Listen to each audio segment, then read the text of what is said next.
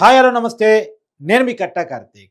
ఒకవైపు రాజమండ్రి సెంట్రల్ జైల్లో జైలు జీవితాలు అనుభవిస్తున్నప్పటికీ కూడా బోరుగడ్డ అనిల్ కుమార్‌కి కేసులు తప్పట్లేదు. ప్రతి కేసులో కూడా విచారణ ఎదుర్కోవాల్సి వస్తా ఉంది. అంటే శిశుపాలుడి పాపాలు పండాయని చెప్పేసి అంటారు కదా! అలా పండాయి. అంటే ఆ రోజు వైసీపీ అధికారాన్ని చూసుకొని జగన్మోహన్ రెడ్డి గారు అండ చూసుకొని పదే పదే అనేక నేరాలకి పాల్పడ్డటువంటి బోరుగడ్డ అనిల్ కుమార్ ఇయాల ప్రతి కేసులో కూడా విచారణ ఎదుర్కొంటున్నాడా అనేటువంటిది మనం చూడాల్సిన విషయం కనపడతా ఉంది. చాలా క్లియర్‌గా బోరుగడ్డ అనిల్ కుమార్ నేను అనంతపురం తీసుకొచ్చినటువంటి విజువల్స్ మీకు నేను చూపిస్తా ఉన్నాను. రాజమండ్రి సెంట్రల్ జైల్‌లో ఉన్నటువంటి బోరుగడ్డ అనిల్ కుమార్‌ని మరో కేసు నిమిత్తం అనంతపురం తీసుకురావడం జరిగింది. నేను కోర్టులో కూడా ఆధారపరచడం జరిగింది. ఈ కేసు ఏంటి అంటే ఒక సీఐ మురళీకృష్ణని సీఐగా ఉన్నటువంటి వ్యక్తిని ఐఏఎస్ ఆఫీసర్ పేరు చెప్పి బోరుగడ్డ అనిల్ కుమార్ బెదిరించాడట. అంటే బోరుగడ్డ అనిల్ కుమార్ ఏమో ఐఏఎస్ అయ్యాడు. ఆయన సీఐని బెదిరించేవాడు అయ్యాడు. చాలా క్లియర్‌గా వినే ప్రయత్నం చేయండి. ఒక చర్చికి సంబంధించినటువంటి ఒక ల్యాండ్ విషయంలో సీఐ మురళీకృష్ణ అనేటువంటి వ్యక్తిని అంటే సీఐని బెదిరించడానికి ఐఏఎస్ పేరును వాడుకొని బెదిరించాడు బోరుగడ్డ అనిల్ కుమార్. ఇంకేం చెప్పాలి?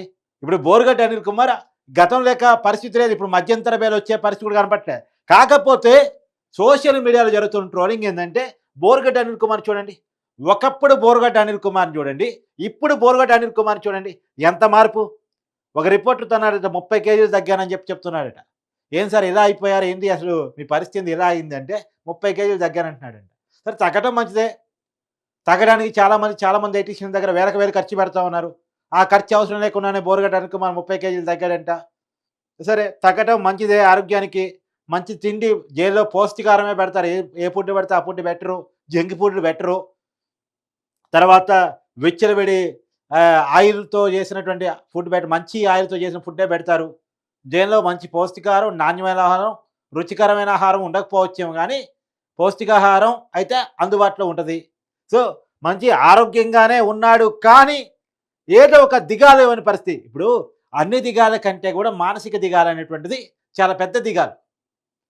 ఏంటి నా బతుకు ఇలా అయింది? చంద్రబాబు నాయుడు గారిని గంటలో చంపేస్తా అన్నా. నారా లోకేష్ గారిని అర్ధగంటలో చంపేస్తా అన్నా. పవన్ కళ్యాణ్ గారి బెడ్‌రూమ్‌లో దూరుతానన్నా. ఆ పరిస్థితి నుంచి ఆ కామెంట్ చేసి తొడలు కొట్టి మీసాలు తిప్పి అదిగో, ఇదిగో, ఇదిగో, అదిగో అని చెప్పి భయపెట్టిన పరిస్థితి నుంచి ఒక ఎమ్మెల్యేని పార్టీ మారినందుకు నెల్లూరు నుంచి ఈడ్చుకొస్తానా కారు కట్టుకొని అన్నటువంటి వ్యక్తి ఇయాల జైలు జీవితం అనుభవిస్తూ ఉంటే ఆహ్, ఆ బతుకెక్కడ? ఈ బతుకెక్కడ? ఎవరికైనా ఉంటది ఒక మానసిక వేదన ఉంటది గదా! ఆ రోజు ఎలా బతికాను, పులిలా గర్జించానే, ఇయాల పిల్లిలా పోలీసుల దగ్గర చేతులు కట్టుకొని ఉండాల్సొచ్చిందే అనేది ఒక భావన ఉంటది కదా! ఆ భావనలో ప్రెజెంటు బోరుగడ్డ అనిల్ కుమార్ ఉన్నాడా అనేటువంటిది మనకి అనిపిస్తా ఉంది. ఏది ఏమైనా ఒక విషయం గుర్తుపెట్టుకోవాలి. అధికారం ఒక రాజకీయ పార్టీకి శాశ్వతం కాదు. ప్రజాస్వామ్యంలో ప్రజలు అధికారాన్ని అటు ఇటు మారుస్తుంటారు. ఒక రాజకీయ పార్టీ అండ చూసుకొని, మరొక రాజకీయ పార్టీ నాయకుల మీద అందులో స్థాయితో సంబంధం లేకుండా ఇష్టం వచ్చినట్టు నోటికొచ్చినట్టు మాట్లాడడం కరెక్ట్ గాదు. నేను ఏ పార్టీ నాయకులకైనా చెప్పదలుచుకున్నా, ఏ పార్టీ కార్యకర్తలకైనా చెప్పదలుచుకున్నాను. అది మంచి పద్ధతి కాదు. రెండోది బోరుగడ్డ అనిల్ కుమార్, వర్ర రవీందర్ రెడ్డి, పోసాని కృష్ణమురళి, సిరెడ్డి ఇలాంటి ఒక బ్యాచ్ ఉంటది. ఇది పర్టిక్యులర్‌గా మహిళలను తిడతా ఉంటారు. రాజకీయాల్లో లేనటువంటి మహిళల్ని అంటే చంద్రబాబు నాయుడు గారిని, లోకేష్ గారిని, పవన్ కళ్యాణ్ గారిని మాత్రమే కాదు. వాళ్ళ ఇళ్లలో ఉన్నటువంటి ఆడవాళ్ళని కూడా తిడతా ఉంటారు. ఇది కరెక్ట్ కాదు. ఇది కరెక్ట్ కాదు. ప్రజాస్వామ్యంలో విమర్శ ఉండాలి. ప్రజాస్వామ్యంలో ప్రశ్న ఉండాలి. కానీ బూత్ ఉండకూడదు. బూతు ఉండకూడదు. బోరుగడ్డ అనిల్ కుమార్ అనేక బూతులు మాట్లాడేవాడు. అనేక బూతులు మాట్లాడేవాడు. ఇయాల బోరుగడ్డ అనిల్ కుమార్ జైలుకి పోవటం అనేది అతనికి బాధే, అతని కుటుంబానికి బాధే. ఇది వర్ణనాతీతం. ఇది చెప్పుకోలేని బాధ ఇది. జైలు ఎలా ఉంటది? తోటి ఖైదీలతో కలిసి ఎలాంటి జీవితాన్ని నిన్నటిదాకా రిచ్ లైఫ్ పార్టీ నుంచి ఫండింగ్ రావటం వల్ల ఇంకో రకంగానో రిచ్ లైఫ్ గడిపినటువంటి బోరుగడ్డ అనిల్ కుమార్ ఇయాల ఏ రకమైన జీవితాన్ని జైల్లో గడపాల్సొస్తది? ఇష్టం వచ్చిన తిండి తినలేడు. అడ్డమైన తినడానికి తినలేడు. బయట తినగలిగినంత ఉండలేదు. బయట స్వేచ్ఛ ఉన్నట్టు జైల్లో ఉండదు. ఇదొక పనిష్మెంట్. ఇదో రకమైన పనిష్మెంట్. ఎందుకు ఇది? ఏరు కోరి కొని తెచ్చుకుంది. ఇది ఏరు కోరి కొని తెచ్చుకుంది. ఇది కావాలని తెచ్చుకున్నటువంటి పరిస్థితి. బోరుగడ్డ అనిల్ కుమార్‌దే కాదు. బోరుగడ్డ అనిల్ కుమార్ లాంటి వాళ్ళు ఎవరైనా అది పోసాని కృష్ణమురళి కావచ్చు. మళ్ళీ ఈ బోరుగడ్డ అనిల్ కుమార్ మీద వచ్చిన ఆరోపణ ఏంటి? మధ్యంతర బెయిల్ కూడా వాళ్ళ అమ్మకి ఆరోగ్యం బాలేదని పెట్టేసి వచ్చాడు. అదంతా ఉట్టిది. ఇది ఆరోపణ. మరి చూడాలి. దీని మీద కూడా నిరూపణ అయితే మళ్ళీ అదొక పెద్ద కేసు అవుద్ది. ఇప్పుడు అనేక కేసులో తిరుగుతా ఉన్నాడు. ఒక కేసు కాదు, 2 కేసులు కాదు. అనేక కేసుల్లో తిరుగుతా ఉన్నాడు. ఇప్పటికే రౌడీ షీటర్ ఉంది ఇతని మీద. ఎప్పుడైనా గుర్తుపెట్టుకోండి. నేను రౌడీ షీటర్‌ని, చట్టాన్ని నా చేతిలో తీసుకుంటా అంటే ఎవడైనా జైలు పాలు కావాల్సిందే. ఎవడైనా జైలు పాలు కావాల్సిందే. ఒకళ్ళు ఒక తప్పు చేయంగానే జైలుకి పోతారు. ఇంకోడు 10 తప్పులు చేసినాక జైలుకి పోకుండా ఉండొచ్చు గాక. 10 తప్పులు చేసిన తర్వాతైనా, 20 తప్పులు చేసిన తర్వాత ఏదో ఒక్కడ మీకు ఫుల్ స్టాప్ పడిద్ది. ఏదో ఒక చోట మీకు ఫుల్ స్టాప్ పడిద్ది. జైలు జీవితాలు అనుభవిస్తారు. ఏదో 1, 2 తప్పులు చేయగానే ఏహే! మమ్మల్ని ఎవడు తీస్తారులే మా ఇంటికల్లే అని చెప్పేసి అనుకుంటున్నారేమో. అంటే, అంటే ఒకనాడు అధికారంలో ఉన్నోళ్ళని చూసుకొని, రాజకీయ నాయకులను చూసుకొని, వెనకాల ఉన్నోళ్ళని చూసుకొని విర్రవీగుతా ఉంటారు. కానీ అది ఎల్లకాలం కొనసాగే పరిస్థితి ఉండదు.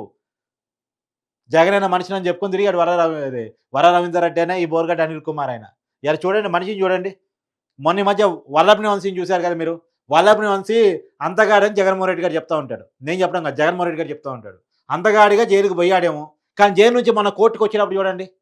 తెల్లటి గడ్డము, తెల్లటి వెంట్రుకలు, మా మాడిపోయిన, మసిపోయినటువంటి మొహం. అంటే జుట్టు నల్లగాటం ఏదైపోయిన తర్వాత అందరికి జరిగేదది. నేను దాన్నేమి వెటకారం చేయట్లే.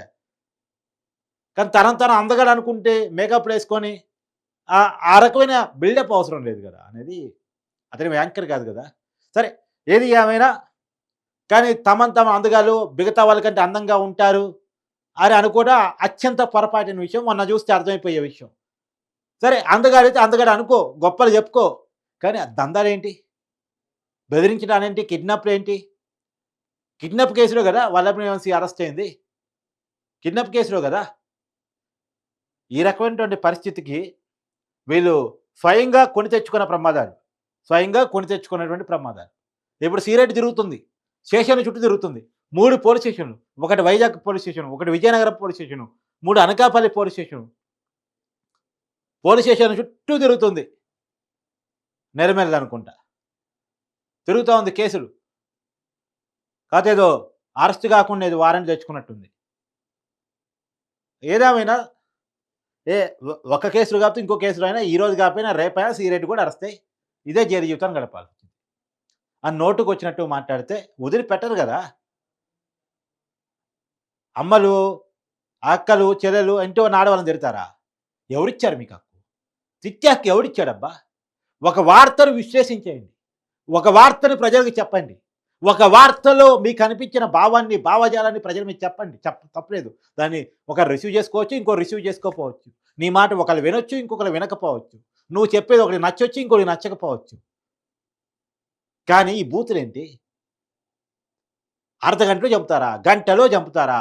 ఈ ఈ బోరుగడ్డ అనిల్ కుమార్ చుట్టూ ఉన్నటువంటి పోలీసుల దగ్గర అందరి దగ్గర గన్నులుంటాయి. చట్టం మాది కాదనుకుంటే ఎంతసేపు చెప్పండి చంపడం?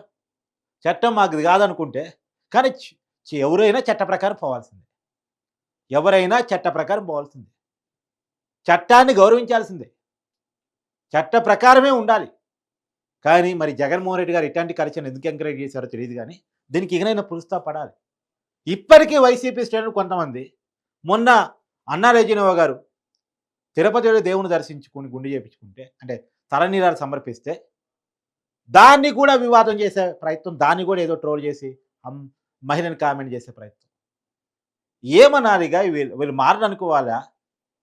సొంత తల్లి, చెల్లి మీద కూడా కామెంట్స్. మరి జగన్మోహన్ రెడ్డి గారు వాళ్ళ పార్టీ శ్రేణుల్ని కూర్చోబెట్టి క్రాస్ బీకి మారండిరా ఏంట్రా ఈ ఖర్చులు మన జనం ఊస్తున్నారు, జనం తిడుతున్నారు. ఇలాంటోళ్ళు జైలుకి పోయినా కనీసం సింపతి రాట్లేదు. ఇప్పుడే బోరుగడ్డ అనిల్ కుమార్ అరెస్ట్ అయ్యాడండి. గుంటూరులో ఎంతమంది సానుభూతి చెప్తున్నారు చెప్పండి?